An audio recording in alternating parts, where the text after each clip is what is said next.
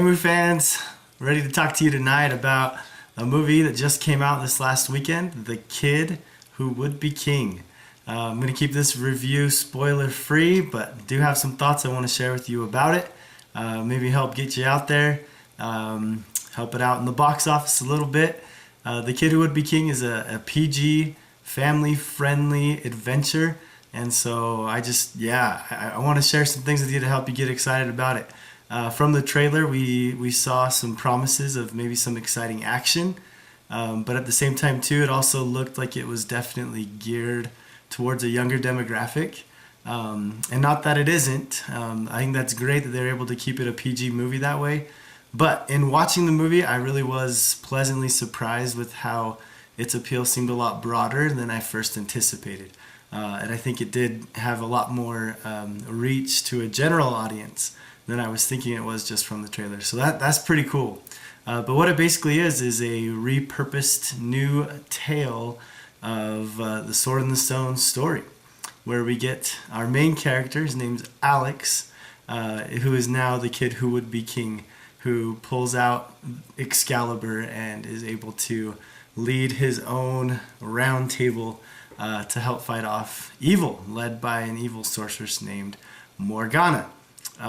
Which I'm gonna have to tell you, Morgana, pretty creepy. She's played by Rebecca Ferguson, who is awesome. Saw her in the last two Mission Impossible movies. She was also Jenny Lind in The Greatest Showman. But yeah, she's pretty creepy at first, evil, dark magic, sorceress kind of thing, and but by the end, not so bad. So I do say family friendly, great movie to take your family to. Only ones I'd really worry about would be like the really little ones, like 6 years or younger. Maybe if they're kind of sensitive to that kind of scary material, maybe that. But yeah, like I said, it did show us in the trailers some pretty maybe potentially exciting moments of action, which I think this movie definitely delivered on. I was actually even surprised at it being a little bit more intense at times than I thought it was going to be, which I thought was a good thing. I think that shows that it was well done and well made. So a pretty fun adventure of this young boy Alex, taking on that role, becoming this leader, and coming into his own. And it really does just revolve around him. The actor for Alex is Louis Serkis, who is actually the son of Andy Serkis, which Andy Serkis is a big name in Hollywood. He's kind of the one who revolutionized motion capture. Especially when he did the role of Gollum in the Lord of the Rings trilogy, and then again in The Hobbit. But he's also just done so much more, so many things. He even directed a little Mowgli Netflix movie. I haven't even seen that yet, but his son Louis Serkis was in that too, and his son even got to do some motion capture work. But anyways, point being, him in this movie I thought was great to see Andy Serkis' son, to see him being the lead role and the title character, the kid who would be king, and doing a great job with it. I thought was awesome. We also have the young Merlin. So Merlin in this movie is played by Patrick Stewart, but he has, a perfect disguise as a teenager, which is played by a young actor named Angus Imrie. And he just brings this totally wonderful aspect to this movie because he's just so quirky, like perfectly quirky to pull off what he's doing. And so it's just a lot of fun, and that's great.